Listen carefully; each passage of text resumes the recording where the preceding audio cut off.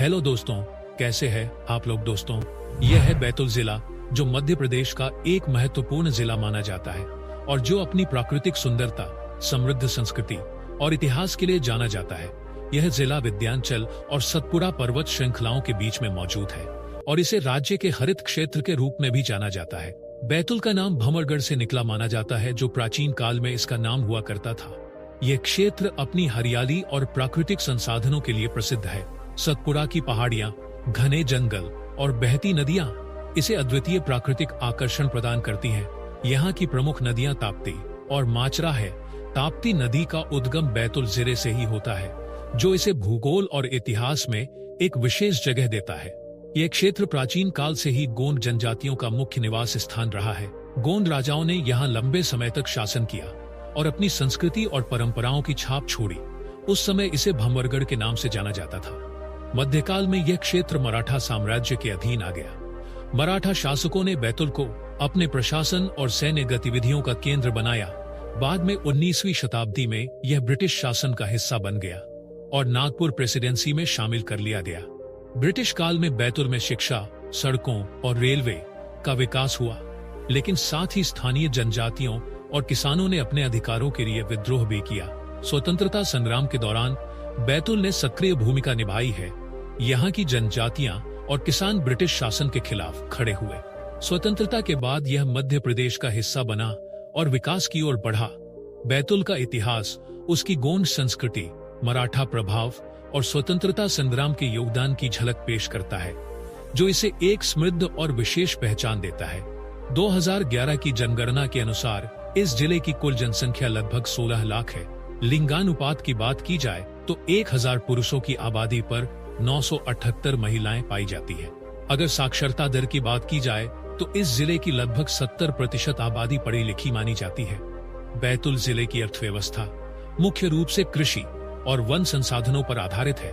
यह क्षेत्र अपनी उपजाऊ भूमि और प्राकृतिक संपदा के लिए जाना जाता है। यहाँ की प्रमुख फसलें सोयाबीन, गेहूं, चना, मक्का और तुवर की दाल है।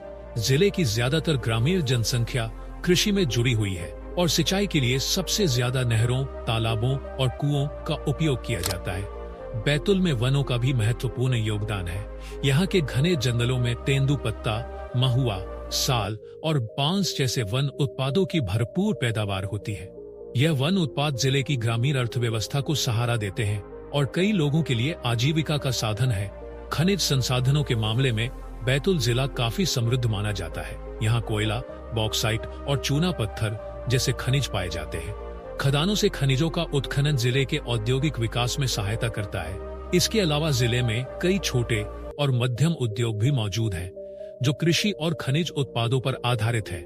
पशुपालन भी अर्थव्यवस्था संस्था का एक अहम हिस्सा है। ग्रामीण परिवार दूध उत्पादन और पशु उत्पादों से अपनी आय बढ़ाते हैं। इसके साथ ही स्थानीय बाजार और हस्तशिल्प भी आर्थिक गतिविधियों में योगदान देते हैं। अगर इस जिले के परिवहन तंत्र की बात की जाए तो इस इलाके की कनेक्टिविटी और विकास में अहम भूमिका निभाता है।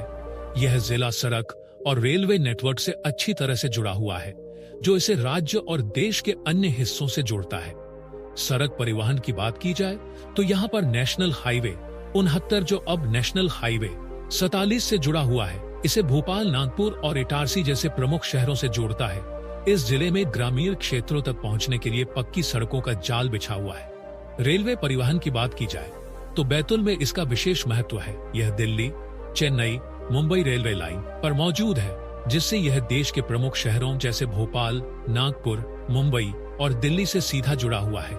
बैतूल रेलवे स्टेशन माल और यात्री परिवहन दोनों के लिए महत्वपूर्ण केंद्र है। हालांकि इस जिले में कोई भी एयरपोर्ट नहीं है। निकटतम हवाई अड्डा यहाँ डॉक्टर बाबा साहब अम्बेडकर अंतर्राष्ट्रीय हवाई अड्डा है, जो बैतूल से लगभग 180 किलोमीटर की दूरी पर मौजूद है। दोस्तों, आज की वीडियो में इतना ही। अगर यह वीडियो आपको पसंद आया तो इसे लाइक कीजिए और इसी तरह के वीडियो पाने के लिए चैनल को सब्सक्राइब जरूर करें।